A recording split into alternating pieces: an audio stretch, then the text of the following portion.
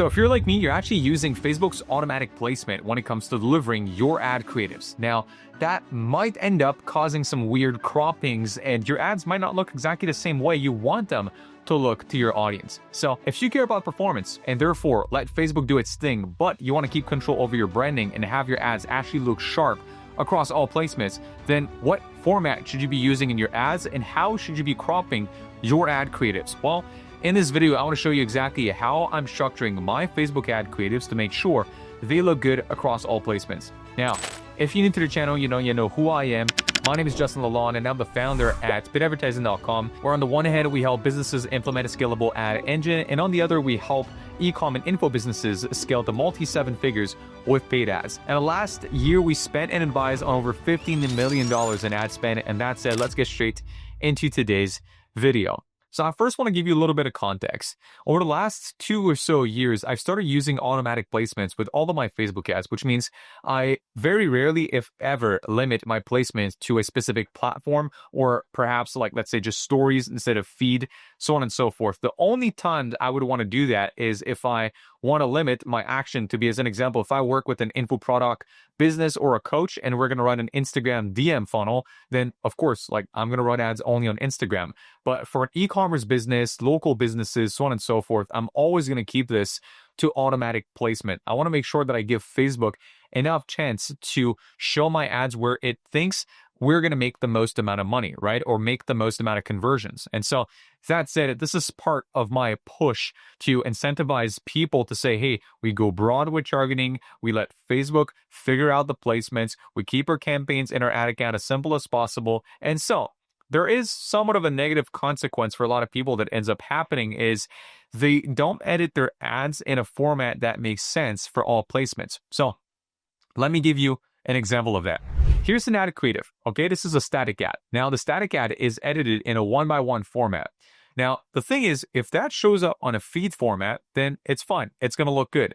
But if you're on automatic placement, chances are something like that is also going to show up on a story or reel placement, which will make it so that at the top and bottom, you'll have either like a weird zoom in effect on the creative. And so you'll lose out some of the information here on the side where like the text might be cropped, or what might also be happening is you'll just get like a big version of the ad in the background that's going to be all blurred out. So in other words, just to say, it doesn't really look good or especially native. Now, the thing here, and this is, I think, the precision I want to make in this video, is you're not really doing that to look good. You're doing that to look native. And there's a difference, right? I am of the direct response marketing, background where I care about performance over looks. So that said, if you were going to tell me that something at the top and bottom that has like a blur in the back, performs just as well, I'd be like, well, great. Let's just roll with that, right? Let's do 1x1s. And I used to do 1x1 or 4x5 only across all placements. But the thing is, from a customer standpoint, obviously, if you see an ad that is like full screen or that looks filled out for the placement that it's on, it does invite you to click more on this ad. From a performance standpoint, it actually does help to have an ad that typically like fits better for the environment. And so what it is that we do, well, let me show you both for static and video ads. So when it comes to a static ad, this is going to be an example of that. What we do is every single ad creative that we run, we edit them in a 9x16 format. So we edit them in a vertical format, as you can see on screen right here. And we do it with the safe zone in mind. Nowadays, if you didn't know, the feed placement on both Instagram and Facebook actually can show up in 4x5. It used to be 1x1 only on feed on Facebook and 4x5 or 1x1 on Instagram. Now both platforms can show 4x5.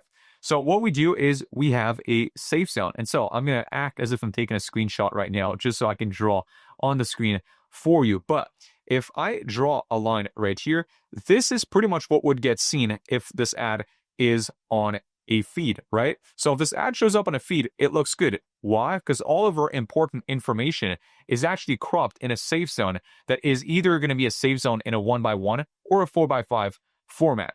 So you can see here that with automatic cropping, this will still look good. And well, if this shows up on a 9x16 format, it will still look good. So we're great here, right? Because if you were, let's say, on Instagram and you were looking into stories, well, what you would typically see, and I'm going to draw a little bit right here, you're going to have like the profile icon, the company name, and then, some stuff right here. You'd have a little thing that says like sponsored, I believe, here on the right. And then at the bottom, you would have like a CTA that would pull up. So this looks great nonetheless, right? So it is still work. And if you're going to be appearing on the reel format, right? Well, on reels, you're going to have, let me just take back my pen. You're going to have like the profile pic right here. You're going to have like caption info. And then you're also going to have like the like, the comment, the share and whatnot right here. So once again, this still does look good if it shows up on a reel placement. So just to hammer this in one more time, here's another example of that. This ad, same thing. If I was to, screenshot it just to show you, if this shows up on a feed placement, it's going to look exactly like that. It's going to look great. And if it shows up on a story, well, it's still going to look good, right? Because we've added like continuity in the background. It's a solid color background, so it looks great full screen. Now, for a video, the principle is very similar. So I've had this. And so while this video plays in the background, you're going to notice that the text itself never actually drops below a certain line. So you can notice here that we're never going to have text too low on the screen. It's always where my mouse is going to be right here. No text is going to show up lower than that, because that's where we know this is kind of our safe zone on a video, right? And would it be where the creators are situated or the effects that we add or so on and so forth, right? Most of the time, like pretty much any point in the video, I could screenshot and say like, great. So if this was appearing, of course, on a reel or a story, it looked good. But if this was appearing on feed as an example, we'd be able to have like something like this, give or take, appearing on that feed. And so the important information, right, such as the captions and whatnot, will always show up in that box that we create. And so as you go through that video, there's again a kind of an invisible line that we never go below, so that if cropped, all of our important info is there.